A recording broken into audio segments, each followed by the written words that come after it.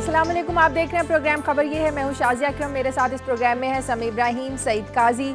इस्लामाबाद से हमारे साथ है शाकिर सोलंकी और फैसलाबाद के ब्यूरो चीफ हैं मोहिउद्दीन। सबसे पहले हम बात करेंगे कई साल पुराना असगर खान के सुप्रीम कोर्ट में खुलने से कई राज अफशा हुए जो सबके लिए हैरानी का बायस थे। यूनुस हबीब के इंकशाफात 1 अरब 34 करोड़ की रकम 34 करोड़ सियासतदानों को दिए गए, बाकी रकम कुछ इदारों को दी गई। कौन कौन से अहम चेहरे इसमें बेनकाब होंगे, कौन कौन इस शिकंजे में आएगा, इस बारे में आज हम बात करेंगे। साथ ही हम बात करेंगे एक ऐसे खत की जिसके ना लिखने की वजह से वज़ीर आज़म पहले ही मुल्जिम बन चुके हैं, लेकिन एक बार फिर सुप्रीम कोर्ट ने खत लिखने का हुक्म दिया है और कहा है कि बगैर एडवाइस के सुप्रीम कोर्ट के हुक्म पर अमल करते हुए स्विस हुकाम को खत लिखा जाए। अब की बार वज़ीर आज़म क्या इस फैसले पर अमल करेंगे या नहीं? क्या सुप्रीम कोर्ट ने एक मौका दिया है सज़ा से बचने के लिए वज़ीर आज़म को? इस पर बात करेंगे और साथ ही हम बात करेंगे DGISI की तौसी का मसला जो पहले से ही एक्सटेंशन पर है। ओपोजिशन के लिए मसला दर्द सर क्यों बना हुआ है, इसके अलावा और बहुत सी आम खबरें आपको बताएंगे एक ब्रेक के बाद।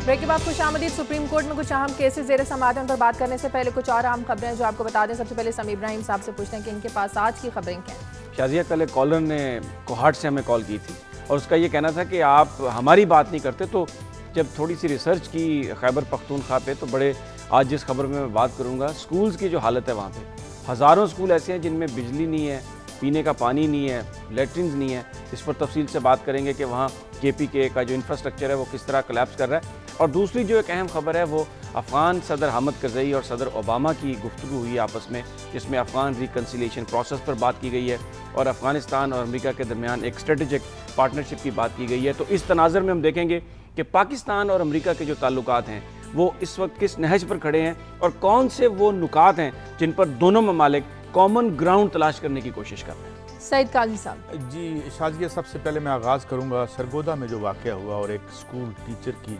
सरेआम टांगें तोड़ दी गई। एक खुली कचहरी में उन्होंने ये कुछ फिंगर पॉइंटिंग की थी कि कौन लोग जराइम की पुष्टपनाही कर रहे हैं, और फिर जब एडमिनिस्ट्रेशन ने उनकी मदद करने की कोशिश की तो DCO को बिल्तिस्तान भेज दिया गया। इस पर मैं आगाज़ में बात करूंगा। और फिर हम सेल्फ कंडेमनेशन तो बहुत करते हैं कि इंडिया में जो इलेक्शन हुआ है, 200 मिलियन की आबादी है उत्तर प्रदेश की, जो जहाँ पे जो पाकिस्तान से बड़ा मुल्क है, वहाँ कितने लोग उनके अपने एदाद शुमार के मुताबिक जो जराइम पेशा हैं, जिन पे केसेस हैं, वो असम्बलियों में पहुँचे हैं। ये एक बड़ी इंटरेस्टिंग फिगर है। और उसके साथ ही जाली डिग्रियों पे सिर्फ हमारे जो हैं MNA जो हमारे मेंबर पार्लियामेंट है वो ही नहीं, 18 पुलिस वालों की डिग्रियां भी जाली निकली।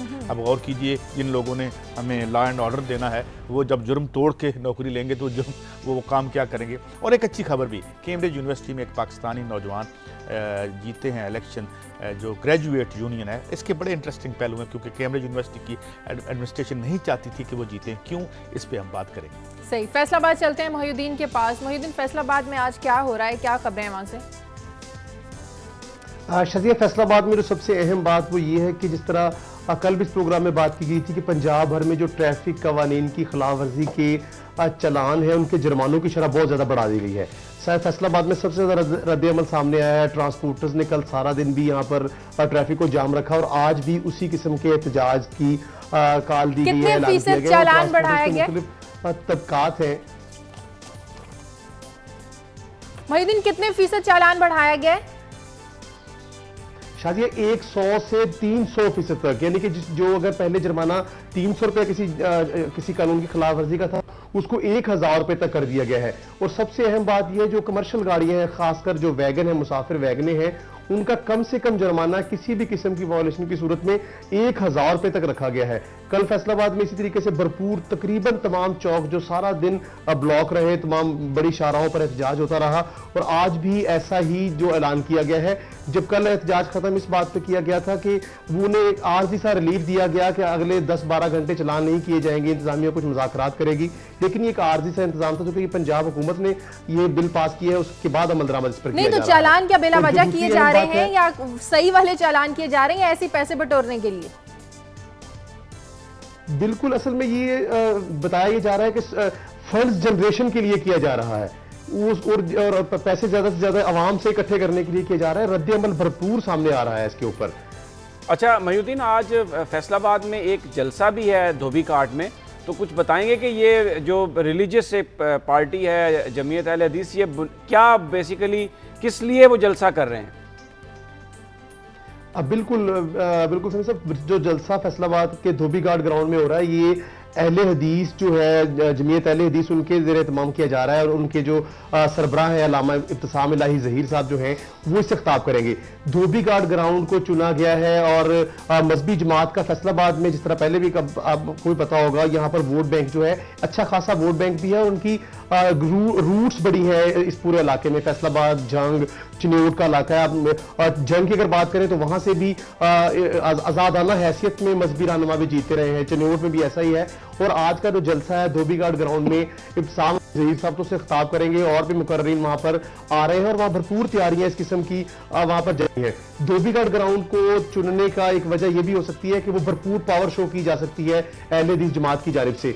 और मुख्तलिफ जमातें हैं जो फैसलाबाद में, मजहबी जमातें जो हैं वो अपना वोट बैंक कर रही हैं, उसको शो कर रही हैं। और उसके साथ साथ जो सबसे अहम बात कि इसी ग्राउंड में 2 हफ्ते पहले जो दूसरे सुन्नी कौंसिल भी जो है बड़ा इज्तिमा कर चुकी है। मैं आपसे एक सवाल करना चाहूंगा, यहाँ पर कर रही है यहाँ पर। मुझे ये बताइए, ये तो सारी बातें हम देख रहे हैं, ये मैनचेस्टर जो है पाकिस्तान का बड़ी इंडस्ट्री है, क्या हाल है आम आदमी का? वहाँ गैस नहीं है, वहाँ पे लोग बेरोजगार हैं, क्या सिचुएशन है? ये बहुत दिनों से गैस की बंदिश बढ़ाई थी, बाद में इन्होंने कुछ हम मजीद उसका दौरानिया बढ़ा देंगे, तो वहाँ क्या सिचुएशन है? आप फैसलाबाद में अमली तौर पर जो है इंडस्ट्री बिल्कुल जैम हो चुकी है। अगर पहले बात की जाए कि फैसलाबाद एक मैनचेस्टर था टेक्सटाइल फैक्ट्रियों की वजह से, तो यकीन जानिए अब ये बिल्कुल एक स्क्रैप या कबाड़ मार्केट बनता जा रहा है। बड़ी बड़ी टेक्सटाइल मिल्स जो अब करोड़ों रुपए की सरमायाकारी से लगाई गई थी, वो अब बिल्कुल कबाड़ की सूरत में फरोख्त हो रही हैं। एसएमईज जो थे, स्मॉल मीडियम एंटरप्रेन्योर्स, जो छोटी फैक्ट्रियां थी, घरेलू सनत के तौर पर काम कर रही थी, वो तो बिल्कुल बंद पड़ी हैं। क्योंकि जो ये एक टेक्सटाइल एक चेन की तरह काम कर रहा है। जब गैस की सप्लाई एक प्रोसेसिंग इंडस्ट्री को और जो स्पिनिंग इंडस्ट्री को रुक जाती है, तो फिर कपड़ा बनाना भी बंद हो जाता है, उसके साथ साथ उसकी एक्सपोर्ट्स भी बंद हो जाती है।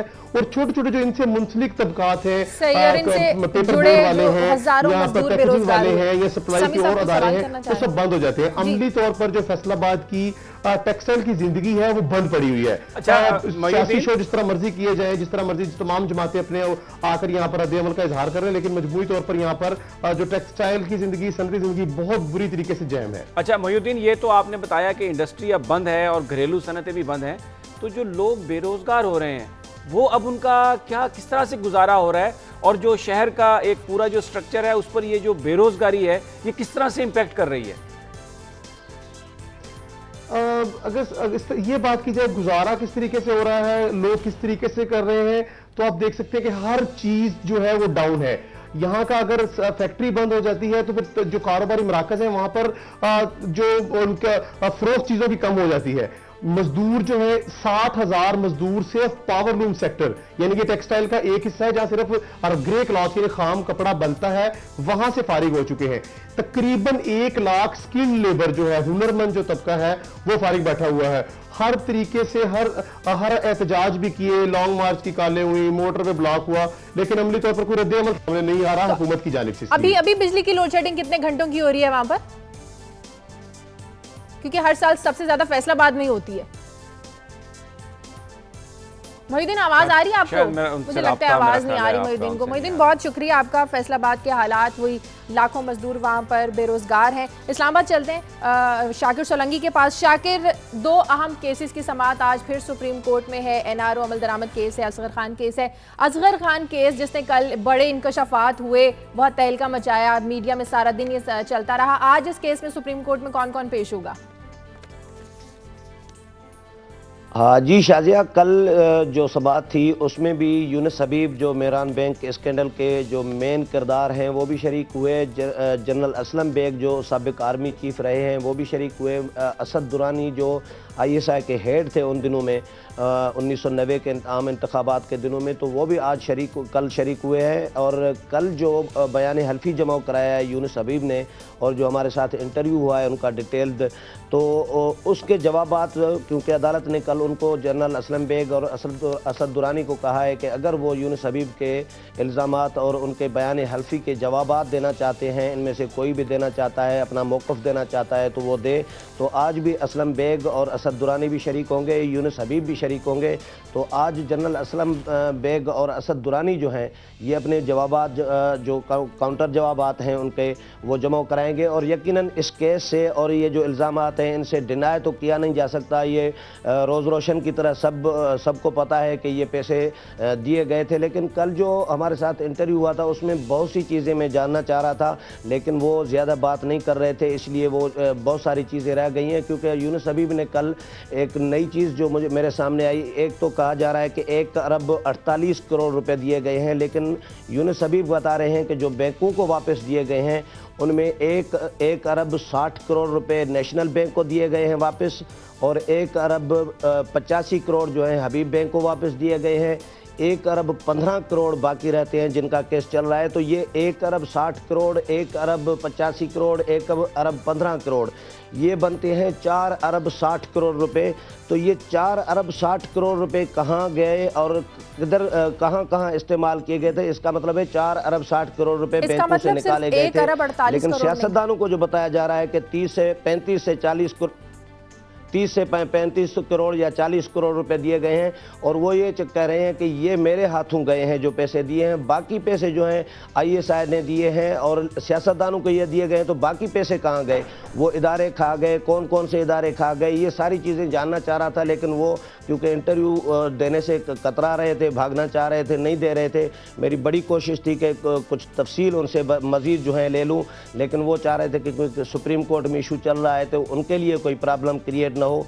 तो बहुत सारी चीज़ें जो है और भी सुप्रीम कोर्ट क्योंकि केस चल रहा है, तो यकीनन ये केस जब इसका कोई नतीजा, केस का फैसला कोई सामने आएगा तो अच्छा शाकिर, जिन लोगों पर इल्जामात लगे हैं, बताया गया बहुत से सियासतदान भी उनमें शामिल हैं, उन्हें भी अब ज़ाहिर अदालत तलब कर सकती है। कुछ जर्नैल भी हैं, कुछ फौज के लोग भी शामिल हैं जिन पर इल्जामात लगाए गए। ज़ाहिर सुप्रीम कोर्ट फिर इन्हें भी तलब करेगी। हाँ यकीनन, बिल्कुल। अगर फैसला आ जाता है तो वो सियासतदानों के खिलाफ भी होगा। मियाँ नवाज शरीफ हैं, उनके हवाले से भी उन्होंने कहा कि ISI ने उनको पैसे दिए हैं। सिर्फ मियाँ नवाज शरीफ भी तो नहीं है, बहुत सारे सियासतदान हैं। उनकी जो फहरिस्त जो है मुख्तलिफ अखबारात में, TV चैनल्स पे, हमारे TV चैनल पे या सुप्रीम कोर्ट में भी असगर खान ने जमा कराई है। उसमें जो ब्रेकअप है सियासतदानों का कि किसको कितने पैसे दिए गए थे, क्योंकि वो ISI ने, इनका कहना है यूनुस हबीब का कि वो ISI ने पैसे दिए थे। तो उनकी जो डिटेल है, उनके जो तफसीलात हैं लोगों के किसको कितने पैसे दिए गए, तो वो भी ISI के पास ही हैं। वो इसलिए ISI का इशू डिस्कस करना नहीं चाह रहे थे। मैंने उनसे ये भी पूछा कि आपने क्यों दिए, तो वो आपने सुना होगा तो गुलाम इसा खान जो सदर ममलिकत थे और आर्मी चीफ, उनका इन पर दबाव था। आर्मी चीफ से, असलम बेग से इनका पुराना ताल्लुक़ रहा था कोई 60 की दिहाई से। तो उसकी वजह से उन्होंने कहा कि हमने, मुझ पर दबाव था और मैंने इनकार भी किया था। लेकिन क्योंकि ज़ाहिर है सदर ममलिकत और आर्मी चीफ कह रहे हैं तो वो उनको जो है उनके कौमी मफाद जो उनका उन्होंने इनको बताया, तो कौमी मफाद को ये चैलेंज भी नहीं कर सकते थे। शाकिर, एक थोड़ा कन्फ्यूजन आ रहा है कि जो यूनुस हबीब ने रिटर्न स्टेटमेंट जो सबमिट कराई है उसमें उन्होंने गालिबन ये कहा है कि यूसुफ एडवोकेट के ज़रिए अल्ताफ़ हुसैन साहब को पैसे दिए गए थे, जबकि बाहर आके उन्होंने जो स्टेटमेंट दी है उसमें उन्होंने ये कहा कि अल्ताफ़ हुसैन ने पैसे नहीं लिए। ये थोड़ा वाजे करेंगे, ये क्या कंट्रोवर्सी है? ये मुझे जो समझ में आई कि यूनुस हबीब जो हैं, यूसुफ एडवोकेट जो हैं जिनका ये नाम ले रहे हैं, ये पैसे इनडायरेक्टली अल्ताफ़ हुसैन को ही है। मुझे ये फील हो रहा था क्योंकि यूसुफ एडवोकेट कौन है, ये कह रहे हैं कि अल्ताफ़ हुसैन को मैंने ऑफ़र नहीं की थी, ISI ने पैसे देने की ऑफ़र की थी, लेकिन अल्ताफ़ हुसैन ने लेने से इनकार कर दिया। ये खुद कह रहे हैं कि यूसुफ एडवोकेट को मैंने 7 करोड़ रुपए दिए थे। तो यूसुफ एडवोकेट के लिए कहा जा रहा है, ये यूसुफ एडवोकेट वाले पैसे जो हैं ये इनडायरेक्टली अल्ताफ़ हुसैन को दिए गए। और चौधरी शुजात ने भी पैसे लेने से इनकार किया। चौधरी शुजात के हवाले से उन्होंने कुछ नहीं बताया, क्योंकि उनका ये कहना था कि जिन लोगों को इन्होंने पैसे दिए हैं अपने हाथ से, जिनमें पीर पागाड़ा को 1.5 करोड़ रुपया दिया गया था, यूसुफ एडवोकेट को 7 करोड़ रुपए, जाम सादिक अली जो साबिक वज़ीर आला रहे हैं सिंध के, उनको 7 करोड़ रुपए और 14 करोड़ रुपए इन्होंने ISI को दिए थे। बाकी पैसे जितने भी थे वो ISI ने सियासतदानों में बांटे थे। तो इसीलिए ISI का इशू ISI से पूछा जाए, और वो ज़ाहिर है असद दुरानी जो ISI के उस वक्त के हेड थे, DG थे, वो आज अपना बयान हल्फी दे सकते हैं। आज देखा जाएगा कि वो क्या बयान हल्फी दे रहे हैं, या जनरल असलम बेग जो है वो क्या बयान हल्फी दे रहे हैं, किन किन सियासतदानों की डिटेल जमा करा रहे हैं। ज़ाहिर है इनके बयानात जो है ये ज़्यादा आज के केस में जो है समाअत में बहुत ज़्यादा इम्पॉर्टेंट होंगे। शाकिर, आपने जो ब्रेकअप दिया जिसमें आपने जिक्र किया कि ये तकरीबन 4 अरब रुपए से ज़्यादा की अमाउंट बनती है, तो आपका क्या ख्याल है कि अदालत इस मामले में आपको कुछ नज़र आती है संजीदा या दिलचस्पी का इजहार करेगी कि जो बाकी पैसे हैं वो किस किस को दिए गए? कुछ आपको अदालत का मूड नज़र आ रहा है कि इस मुकदमे की तह तक जाएगी? हाँ बिल्कुल, ये अदालत का काम है, और अब उम्मीद तो ये है कि अदालत इसमें डिटेल में जाएगी, इसके तह तक पहुँचेगी, क्योंकि इन्होंने जो बयान हल्फी जमा कराया है यूनुस हबीब ने, उसमें इन्होंने तहरीरी तौर पर भी इन पैसों का, इस अमाउंट का जिक्र किया है कि 160 अरब और 160 करोड़, 185 करोड़ और 115 करोड़, तो ये टोटल अमाउंट उन्होंने तहरीर बयान हल्फी में भी इन्होंने जिक्र किया है। तो ज़ाहिर है अदालत ने वो बयान हल्फी जो है वो अदालत के सामने है, उधर जमा वहाँ पे हो चुका है। अदालत वो उसका जायज़ा लेगी कि भाई ये इतना अमाउंट जो है, आप कह रहे हैं कि 35 से 40 करोड़ रुपए सियासतदानों में बांटे, बाकी रकम आप कह रहे हैं कि ये इतनी वापस जमा कराई है बैंकों में, और ये खुद कह रहे हैं कि ये मेहरान बैंक के पैसे नहीं थे। सही, आज भी बयान हल्फी जमा कराए जाएंगे। आज साबिक आर्मी चीफ असलम बेग भी आएंगे, सुप्रीम कोर्ट में पेश होंगे, असद दुरानी भी पेश होंगे, आज भी बयान हल्फी जमा करवाए जाएंगे। बहरहाल जो कल बयान हल्फी जमा करवाए गए यूनुस हबीब की जानिब से, उससे बड़े इंकशाफात सामने आए। सुप्रीम कोर्ट में मामला ज़ेर बहस है। बहुत शुक्रिया शाकिर सोलंकी आपका। समी इब्राहिम साहब, लगता नहीं है इस सारे केस से कि उस वक्त की फ़ौज और हुकूमत के कुछ मुश्तरका मकासद थे? देखें, ये एक माइंड सेट की बात है। हम यहाँ पर पहले दिन से ये गुफ्तगू कर रहे हैं कि पाकिस्तान के अंदर जिसका जो काम है इदारे का, वो अपना काम छोड़ के दूसरा काम करने में मसरूफ़ है। अब ये इतनी बड़ी अमाउंट जिसका वो जिक्र कर रहे हैं, 4 अरब रुपए से ऑलमोस्ट ज़्यादा बनती है। और अखबारात में इस तरह की खबरें छपी हैं कि बांग्लादेश में भी ये जो कंट्रोवर्सी शुरू हो गई है, वहाँ पर हसीना वाजिद ने खालदा ज़िया पर इल्ज़ाम लगाया कि 50 करोड़ रुपये आपने ISI से लिए। तो ये जो सारा पैसा है, इतनी बड़ी अमाउंट है, इसको अगर इस तरीके से इस्तेमाल किया जाता रहा है कि हुकूमतें अपनी मर्जी की बनाई जाएं और गिराई जाएं। इसमें एक चीज़ जो है ना, देखें, जो नज़र आता है एस्टेब्लिशमेंट का फोकस, वो थी पाकिस्तान पीपल्स पार्टी। इसमें थोड़ा सा मैं पीछे ट्रैक करूंगा। 80s में जब मुजीबुर रहमान शामी साहब लेफ्टिनेंट जनरल सेक्रेटरी इंफॉर्मेशन थे, तो उस वक्त मोहतरमा ने जब आसिफ जरदारी से शादी का फैसला किया, तो ये बाकायदा तौर पर बात तय हुई उस वक्त की मिलिट्री कैबिनेट में, जिसको हेड कर रहे थे जनरल ज़ियाउल हक, कि ये बहुत आसान हो जाएगा मोहतरमा बेनज़ीर भुट्टो पर अब तनकीद करना, कि अगर हम आसिफ अली जरदारी पर तनकीद करें, उन पर करप्शन के इल्ज़ामात लगाएं, क्योंकि भुट्टो के हवाले से करप्शन की कहानियां नहीं थी। तो एक ख़ास माइंड सेट है जिसने बहुत ज़्यादा इससे पीपल्स पार्टी की क़यादत को वो क्रिटिसाइज़ किया। अब आप ये देख लें सामने कि ये उस वक्त के सदर गुलाम इसाक खान और जनरल असलम बेग ये कह रहे हैं कि जी इसके ऊपर मुकदमात बनाए जाएं आसिफ अली जरदारी पर, और वो कह रहे हैं कि जी मैंने उस पर इनकार किया। रहमान मलिक साहब, यानी जो एक इदारे में थे उस वक्त FIA में, वो भी ये बात उन पर प्रेशराइज कर रहे थे। तो ये एक माइंड सेट है जी। मैं ये अर्ज करना चाहता हूँ कि ये हम बार नए स्कैंडल सामने आ रहे हैं और पूरा हमने कौम को एंगेज रखा हुआ है। अभी 10 दिन पहले हम मेमो केस आ गया, किधर के गायब हो गया, पता नहीं कहाँ है, अब वो कहाँ नहीं है। इसी तरीके से ये जो आ गया है, मैं सिर्फ इशारा करता हूँ जो हमने फैसलाबाद से भी पर लिया। इंडस्ट्री खंडर बन रही है हमारी, स्क्रैप के भाव बिक रही है। सही। और हम क्या बेच रहे हैं? कभी मेमो बेच रहे हैं, कभी मेहरान गेट बेच रहे हैं, कभी कुछ बेच रहे हैं। चलें, वक्त एक ब्रेक का, ब्रेक के बाद वापस आएंगे तो बात करेंगे खत लिखने का मसला हल क्यों नहीं हो रहा। ब्रेक के बाद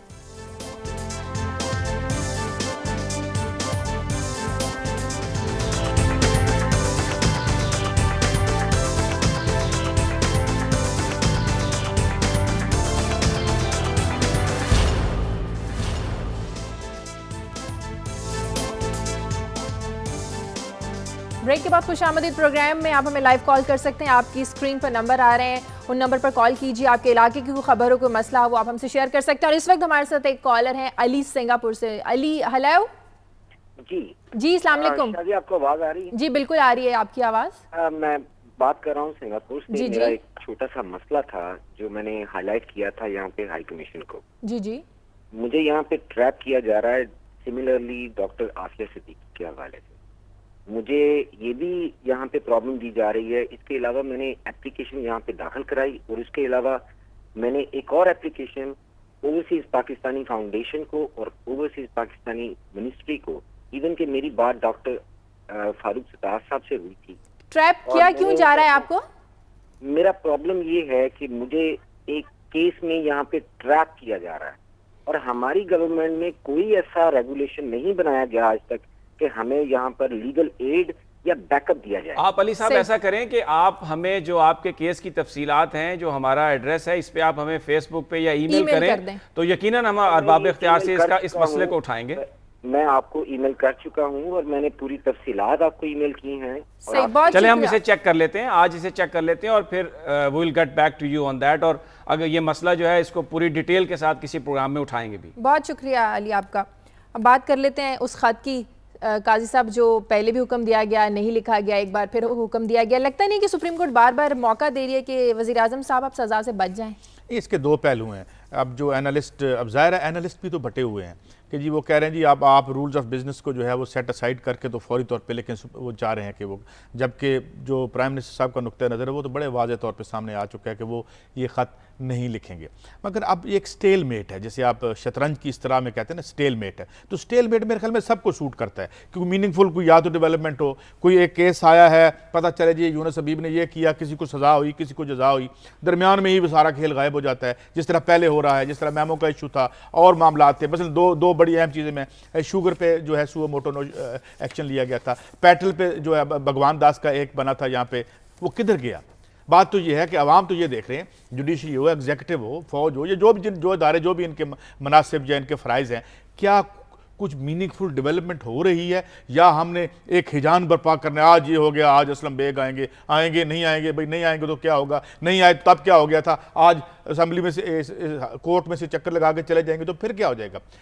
जिसे अमेरिकन कहते हैं ना कि what is the bottom line, आखिरी बात क्या है? तो यहाँ आखिरी बात कुछ नहीं है। आखिरी बात वही है जो मुहिउद्दीन बता गए हैं कि जो आपकी इंडस्ट्री वहाँ पे बर्बाद पड़ी है, और आखिरी बात शायद वो है जो हम अभी खबर में करेंगे। नहीं देखें काजी साहब, मुझे थोड़ा सा आपकी बात से इख्तलाफ है। ये जो सारे मामलात हैं ये पाकिस्तानी जो अवाम इस वक्त जिस चक्की में पिस रहे हैं उससे जुड़े हुए हैं। आपने ख़त की बात की, ये एक जो यूनुस हबीब का केस है ये बता रहा है कि यहाँ पर जो सिस्टम ऑफ गवर्नेंस है उसको किस तरीके से सबोटाज किया गया, किस तरीके से सियासतदानों को काम नहीं करने दिया गया। जब आप एक प्रोसेस नहीं चलने देंगे, जो इलेक्टेड लोग हैं उनको काम नहीं करने देंगे, तो वो क्या डिलीवर करेंगे? अभी तो खत का मसला है ना। नहीं, आप खत का मसला सिर्फ एक खत का मसला नहीं है, ये तमाम चीजों से जुड़ा हुआ है। एक पार्टी जो पाकिस्तान की सबसे बड़ी पार्टी है, जिसको अवाम ने बार बार मैंडेट दिया, उसके लीडरशिप के खिलाफ आपने एक तूफान बर्पा करके उसको जो सच है उसको झूठ बना दिया और झूठ को सच बना दिया। ये यूनुस हबीब साहब ने जो बयान किया आके कि किस तरीके से 80 की दिहाई में, 90 की दिहाई में पाकिस्तान की एस्टेब्लिशमेंट पीपल्स पार्टी के पीछे पड़ी हुई थी।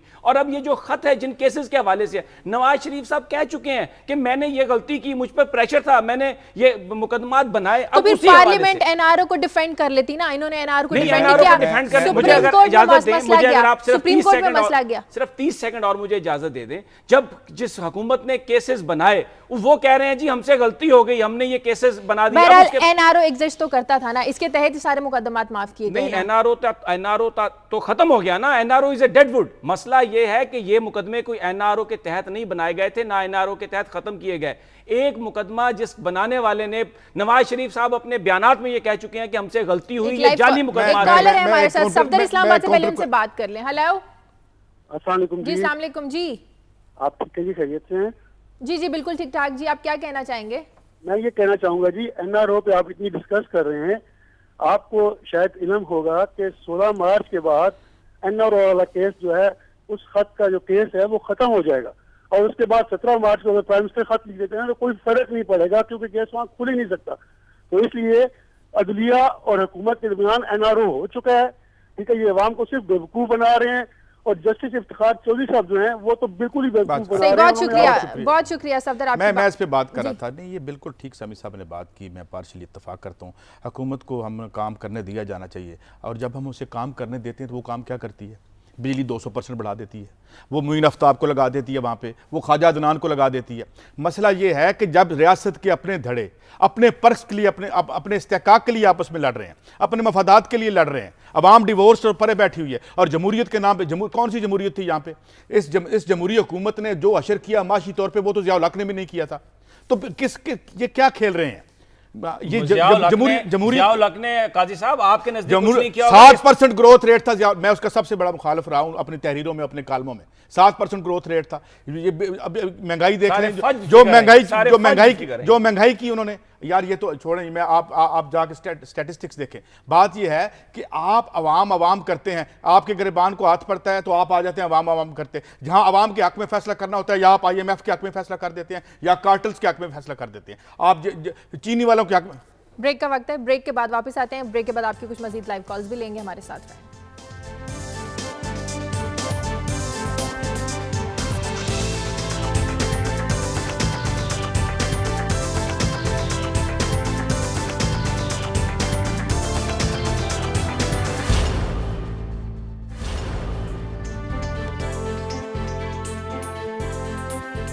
ब्रेक के बाद खुश आमदीदी कॉलर है फैसलाबाद से अलाउद्दीन हमारे साथ। हेलो अलाउद्दीन अर्ज कर रहा हूँ जी, अलाउद्दीन चौधरी फैसलाबाद से। जी जी, नेशनल बैंक का मैं एक्स एम्प्लॉय हूँ। बैंकर्स के मतलब आप बात कर रही हैं, ये जहाँ बैंकों ने आवाम का अरबों रुपया हड़प किया है, वहाँ इन्फ्लुएंस जो है सियासी पॉलिटिकली जो इन्होंने लिया है, उसी सिलसिला में इन्होंने बाकायदा तौर पे at the time of promotion of the staff इन्होंने अरबों रुपया जो है वो बाकायदा तौर पे लोगों से लिया है। मैं इस पोजीशन में नहीं था कि मैं सियासी सिफारिश दिलवा सकता, मैं इस पोजीशन में नहीं था कि मैं किसी को पैसा दे सकता। इसलिए मेरी तमाम ACRs एनुअल कॉन्फिडेंशियल रिपोर्ट्स जो हैं वो बाकायदा चेंज की गई, जिसके बाद मैंने बाकायदा तौर पे अपील की सही नेशनल बैंक के प्रेसिडेंट साहब को, और उसमें बकायदा लिखा कि ये मैंने चैलेंज किया। सही, बहुत शुक्रिया अलाउद्दीन साहब ने जो है वो मैं जोड़ता हूँ। अभी हम आगे बात को बढ़ाते हैं कि ये है जो हालत ज़ार जमहूर की। और मैं फिर जो मैंने आपसे ख़बर की बात की थी, जो ये सरगोदा में वाक़या हुआ, एक नफीस लोधी जो टीचर हैं जिनकी फुटेज भी हमारे अवाम ने देखी होगी और उसकी तफसील भी देखी होगी कि खुली कचहरी में आके उन्होंने कहा, इशारा किया जी कि ये जुर्म हो रहा है। और ये जो असलम मिडियाना साहब हैं एलिजिडली मुबैना तौर पर उनके मुताबिक वो जो तमाम इलाके में जुर्म हो रहे हैं उसकी पुष्टपनाई कर रहे हैं। मुमकिन है ये इल्ज़ाम गलत हो या सही हो, ये तो अदालतों का मनसब है, मगर ये तो कहीं नहीं लिखा कि इल्ज़ाम लगाने वाले की टांगें तोड़ दी जाएँ। खुली कचहरी इसीलिए होती है कि खुल के एक दूसरे से बात करें, पब्लिकली उसकी टांगें तोड़ गई। मगर इसमें एक तशवीशनाक और अफसोसनाक पहलू क्या है कि जब वहाँ के जो DCO या DPO है सरगोदा, डॉक्टर मोहम्मद रिजवान जिनका नाम बताया आया है खबरों में, उन्होंने इस पर एक्शन लिया, 6 लोगों को गिरफ्तार किया। बाकी लोगों के लिए वो अभी तगो-दो कर रहे थे तो उन्हें इतला मिली कि उनका तबादला गिलगित बिल्तिस्तान हो गया है, जब ऊपर हुकूमत जमहूरी बैठी हुई है।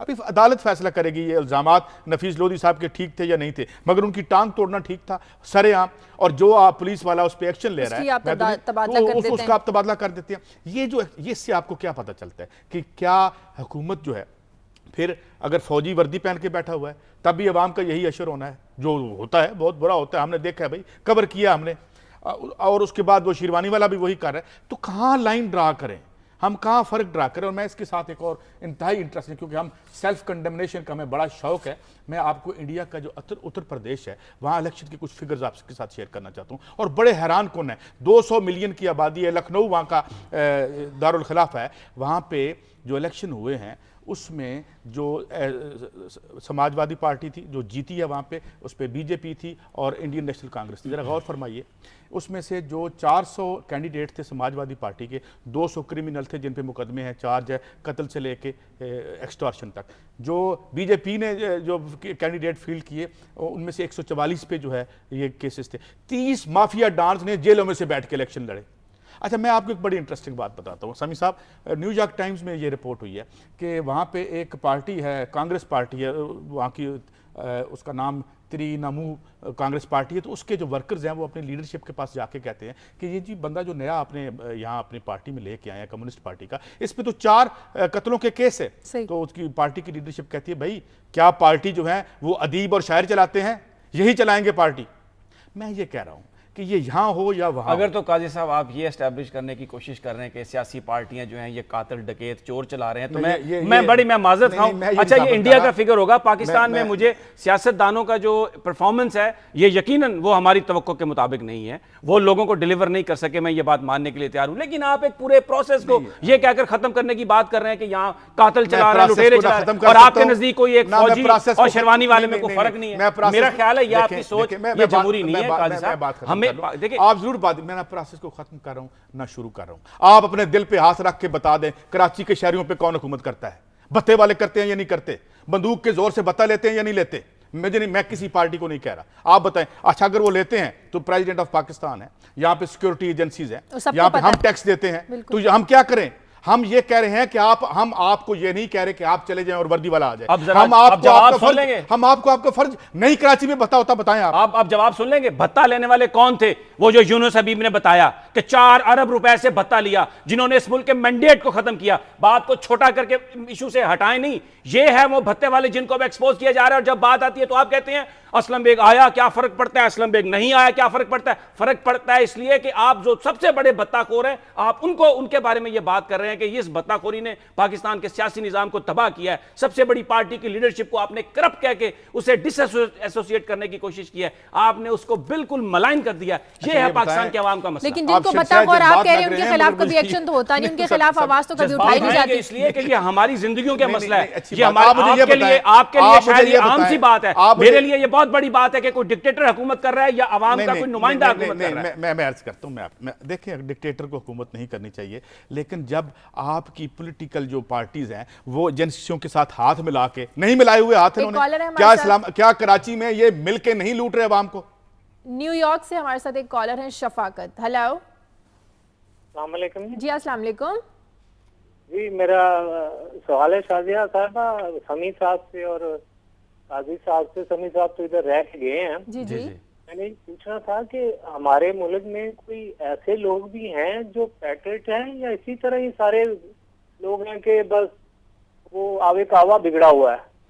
अच्छा, इसमें मैं आप इनका बेसिकली इनका जो सवाल है ना शाजिया, ये बड़ा अहम सवाल है। हुआ क्या है इस मुल्क के साथ ज्यादती कि पिछले 64 साल में इन्हीं भत्ताखोर एजेंसियों ने क्या किया है? पाकिस्तान की सियासी एलीट के खिलाफ स्कैंडल्स लगा के उन्हें इस तरह से बदनाम किया है, ऐसी ऐसी स्टोरीज शाया की हैं खास मनसूबाबंदी के तहत कि सियासतदानों के ऊपर से लोगों का एतमाद उठे, सियासी अमल के ऊपर से लोगों का एतमाद उठे, ताकि फिर ये जब भी, अब जैसे काजी साहब कह रहे थे, ज़ियाउल हक की तारीफें कर रहे थे कि ग्रोथ रेट इतना था, ये था इतना, यानी जो सबसे बड़ा गासिब जिसने पाकिस्तान के अवाम के जमहूरी हक पर, बुनियादी हक पर डाका डाला, उसकी ये तारीफ कर रहे थे। बिल्कुल साफ और शफाफ नहीं कह सकते। नहीं, हम सियासतदानों को साफ नहीं कहते, मैं ये नहीं कहता। सियासतदानों की परफॉर्मेंस पर बड़े सवाल है। एजेंसियों की मदद से पावर में आते हैं, इनकी फाइलें बनी होती है वहां पे, ये उनके साथ हैंड इन ग्लव होते हैं। क्या आप अब जो इलेक्टेड लोग हैं आप उन्हें कह रहे हैं कि एजेंसी, क्या मुझे ये बताएं कि पीपल्स पार्टी ने जो इलेक्शन जीते क्या वो एजेंसियों की मदद से आती है? क्या एमक्यूएम जो कराची में इलेक्शन जीती है वो एजेंसियों की मदद से आई? एजेंसियों की मदद से आई कौन सी? वो जो एमएमए अलायंस था जिसको मुशर्रफ ने बनाया, और ये आईजीआई जिसको इन्होंने बनाया, रिलीजियस पॉलिटिकल पार्टीज को मुसल्लत किया पाकिस्तान के लिबरल अवाम की सोच को दबाने के लिए। मैं जी आज कोई कंसेंसस भी तो हो जाए हमारे अंदर, बिल्कुल साफ। एजेंसियों का कोई लेना देना नहीं था इन इलेक्शन से, ना कराची में एजेंसियों ने कभी मुदाखलत की, ना ये भी बंद कर दें हालात खराब करने के लिए। एजेंसियों की मुदाखलत है हालात खराब करने के लिए। और पैसे पकड़े किसने आगे से? सियासतदानों ने नहीं पकड़े। पैसे किसने पकड़े? तो उन सियासतदानों को पकड़े ना, जिन सियासतदानों ने पैसे पकड़े। इसका मतलब मिलजुल कर होता है ना सब कुछ। देखिए, आप अगर एक सेक्शन ने किया तो इसका यह मतलब नहीं कि सारे बुरे हैं। पाकिस्तान के 18 करोड़ अवाम बुरे नहीं है। अवाम नहीं, अवाम और खुदा का वास्ता यार, अवाम और सियासतदानों को ना मिलाएं। कहां उन मासूम लोगों को मिला दिया आपने? अच्छा, मैं अब बात को आगे बढ़ाएं, कुछ हमारी खबरें और भी थी, और ये जो जाली डिग्रियों का मामला है, जरा इस पे आते हैं। हम सियासतदानों को तो हमेशा बड़ा मेलाइन करते हैं, आज 18 पुलिस वालों की भी डिग्रियां जाली निकली, और ये आज खबर है। और फिर ये जो मदरजात साहब MNA, इन पे भी केस हुआ। अब जरा गौर तो फरमाएं, यहाँ पे एक बिल्कुल इंस्टीट्यूशनलाइज कर दिया है जुर्म को। ये 18 पुलिस वाले जो भर्ती हुए, क्या जब भर्ती किए जा रहे तो नहीं पता था ये सिफारशी होंगे? यकीनन इनको भर्ती करने वाले भी जाली डिग्रियों के जरिए असेंबलियों में पहुंचे होंगे। तो ये जो एक नेक्सस बन गया है, कि यहाँ ये एक रूटीन मैटर ऑफ कोर्स है, डिग्री नहीं है कोई बात नहीं, वहाँ से खरीद लें, बीए करने की क्या ज़रूरत है। ये माइंड सेट है, और इस माइंड सेट को अगर हम डिस्करेज नहीं करते, और किसने करना है, हम तो मीडिया में कर ही रहे हैं, लेकिन अमली तौर पे कौन करेगा। बड़ी मुश्किल से मदरयाद साहब से पे पर्चा हुआ, पर्चा ही नहीं हो रहा था, DCO साहब वो पर्चा ही नहीं दे रहे थे। ये हैं इशूज़ जो इसको अंडरमाइन कर रहे हैं। इसको हम ये नहीं कहते, मैं बिल्कुल I want to make myself very clear, मैंने जो लिखा और जो कहा, जो मुझे जानते हैं लोग वो जानते हैं कि मैं ज़िया उल हक के बारे में मेरी क्या फीलिंग्स है, मगर मुराद ये है कि अगर आप ज़िया उल हक से भी बढ़ के आवाम को कुचलेंगे तो मैं आपको क्या कहूँ। अच्छा, मैं इस पर एक जो हमने शुरू में खबर की थी, बात की थी खैबर पख्तूनख्वा की, मैं उस कल एक कॉलर ने भी जिक्र किया था, उसने बड़ा सही जिक्र किया कॉलर ने कि जो सूरत हाल है खैबर पख्तूनख्वा में लोगों की, और ख़ास तौर पे मैं एक आपको फैक्ट देता हूँ, ये जो स्कूल हैं तकरीबन खैबर पख्तूनख्वा में 19,000 कुछ 100 स्कूल हैं। अब आप देखें उसमें 10,000 स्कूल ऐसे हैं शाजिया जिनमें बिजली नहीं है, यानी गर्मियों में या जब मौसम थोड़ा सर्द होगा, जो बच्चे स्कूल में पढ़ते होंगे वहाँ पर उनके पास बिजली नहीं है, बिल्कुल कुछ भी नहीं है, ना पंखा, कुछ भी नहीं है। फिर आगे थोड़ा सा जब और रिसर्च की तो पता चला कि तकरीबन 5,000 स्कूल ऐसे हैं जिनमें लैट्रिन्स नहीं है, यानी बच्चे अगर वहाँ पर 6 घंटे 7 घंटे 8 घंटे किसी बच्चे या बच्ची ने रहना है तो उनके पास लैट्रिन नहीं है जाने के लिए। 7,000 स्कूल तकरीबन ऐसे हैं जिनमें पीने का पानी नहीं है। मैं कॉल लेते हैं, लेकिन ये बहुत अहम बात है जो हम बताना चाह रहे हैं कि 7,000 स्कूल ऐसे हैं जिसमें बच्चों के पास पानी नहीं है पीने का, बाउंड्री वॉल्स नहीं है। क्या ये हमारी पाकिस्तान की यूथ है, क्या हम उनको प्रोवाइड कर रहे हैं? इसी तरीके से जो खैबर पख्तूनख्वा की 70% आबादी है वो अपने हेल्थ के लिए, अपनी सेहत के लिए प्राइवेट हॉस्पिटल्स में जाती है। बेसिक जो हेल्थ सेंटर हैं, रूरल हेल्थ सेंटर, वो उनको प्रोवाइड नहीं कर सकते। चलें आप कॉल ले लें। कॉलर है हमारे साथ जेहलम से। हेलो सर, सलाम अलैकुम। मैं नथोर से मलक अफजल बोल रहा हूँ। सर, हमारा जो पहाड़ है, जंगल है जो हमारा, सर ये ब्लॉक अफसर और महकमा जंगलात पैसे लेके आप इधर प्लीज इंक्वायरी कराएं, पूरा जंगल हमारा तबाह हो गया। सही, बहुत शुक्रिया। देखें कितना अहम ये जो बेसिकली जो रियासती इदारे हैं वो किस तरह कोलैप्स कर रहे हैं, क्योंकि जब तक आप ऊपर की सतह पर गवर्नेंस का सिस्टम नहीं तय करेंगे मुस्तकिल तौर पर, हर 2 साल के बाद तब्दील करेंगे और जो इलेक्टेड लोग हैं उनको बदनाम करके घर भेज देंगे, तो जो निचली सतह पर सारी करप्शन होगी। मेरी खबर भी है मगर मैं एक कमेंट कर दूं, जब अवाम मोहब्बत करते हैं ना किसी से, जिस तरह जुल्फकार अली भुट्टो से की थी, तो जुर्रत नहीं हुई थी फौज की आंख लगा, फौज ने उनको फांसी लगा दी। क्या कह रहे हैं, जुर्रत नहीं हुई? कब लगाया? 7 साल बाद जब डिलीवर नहीं हुआ। सही।